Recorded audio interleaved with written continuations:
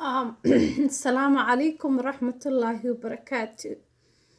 caawa waxay ii tahay habeen jimco soo galayso taariikhdu waa 6 bishii sagaalaad 2018 magacaygu waa Xafsan Muuse Nuux. haddaad ku cusub tahay channelkayga please subscribe and like. intaa kadib waxaan halkan insha Allah rabaa in caawa idinla wadaago qiso dhaba oo dhacday. qisadaas waxay ahayd sida tan, ma rabo inuu dheeraado fiidiyowga insha Allah. wiil ayaa gabar guursaday, laba qof oo isku family-na way ahaayeen.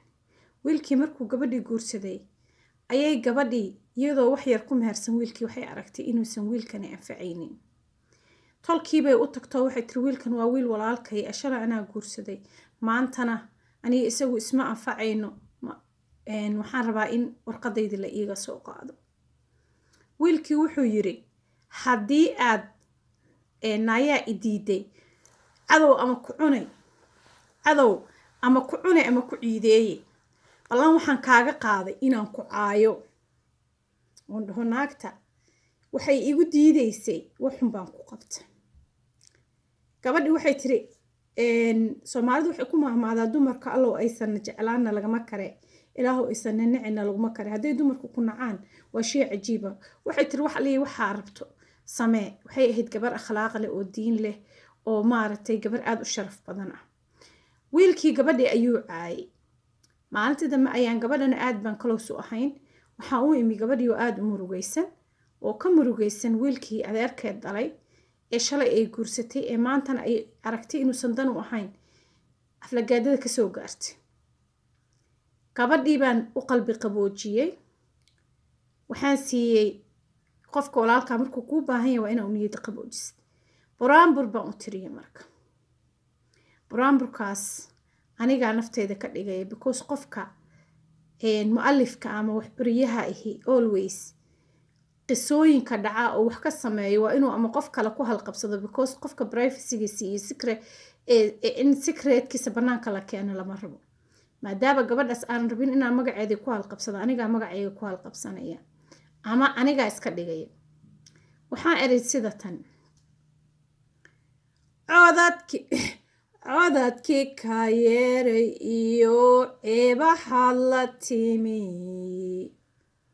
codadkii ka yeeray iyo ceebahaad la timi, imaamad weyn tali saciidi hina lagu yaqaan, imaamad weyn tali saciidi hina lagu yaqaan, casiiska lagugu dhaarshe cidda ma tahay, casiiska lagugu dhaarshe cidda ma tahay.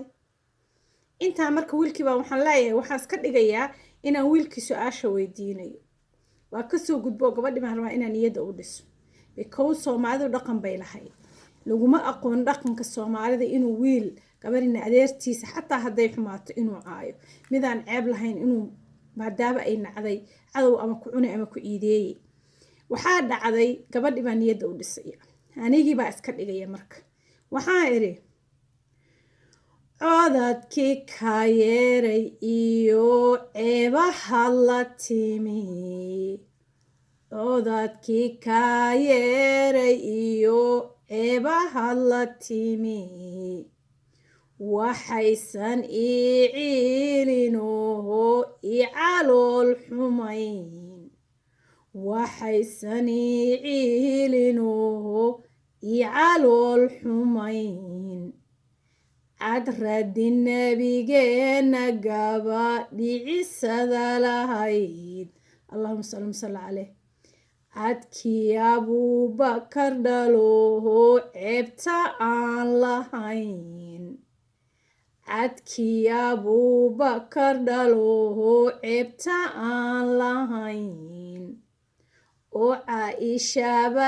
la caayayo ceeba lagu markaday, Caaishaba la caayayo ceeba lagu markaday, carshiga laga naadshay sharaf teeda caaliga carshiga laga naadshay sharafteeda caaliga kuwii caayahayayoho aan cisaba lahayn kuwii caayahayayoho aan cisaba lahayn cadaabu yaboohay rabbi geena cadilka cadaabu yaboohay rabbi geena cadilka waxaan ognahay qisadii nabiga sallallahu alayhi wasallam waqtigiisii caaisha oo lagu ban abuurto umuna caaisha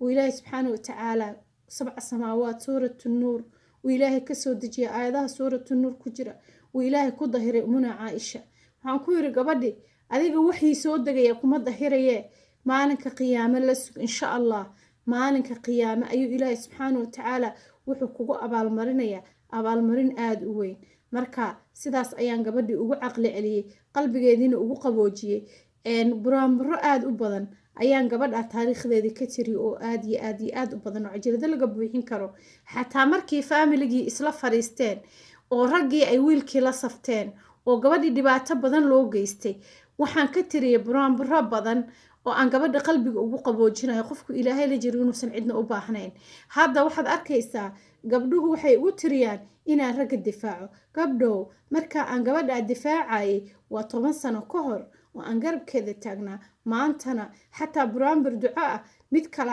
video kale ayaan ka samayn doonaa ayaan gabadha u tiriyay allana uu aqbalay ducadii ilaahay mid ka khayr badan ayuu siiyay wiilkii taana insha Allah dib baan idinkala wadaagi doonaa waa anigoo ah Xafsa Muuse Nuux aka Faadimo Cali haddaad daawatay YouTube channelkayga please subscribe haddii aad ku xiran tahay barsayda aan Facebook ku leeyahay soo booqo YouTube-kayga haddii aad igala saaxiib tahay Snapchat-kayga waxaan ku leeyahay meel walbood igala socoto salaamo meel walbood igala socotana waqtiga ay tahay iyo maalinta ay tahay ha ku wacnaato waa anigoo Xafsa Muuse Nuux aka Faadimo Cali oo hadda last name magacii ugu dambeeyana uu noqday Cibaaduraxmaan nickname-kaygi ugu dambeeyay wuxuu noqday Cibaaduraxmaan Xafsa Muuse Nuux kusoo dhawow insha Allah channelkayga iyo meel walbood igala socotid aad ayaan idin salaamaya ummadda Soomaaliyeed waxaan idin leeyahay waqtiga aad joogtaan baa idin wacnaado salaamu calaykum waraxmatullaahi wabarakaatuh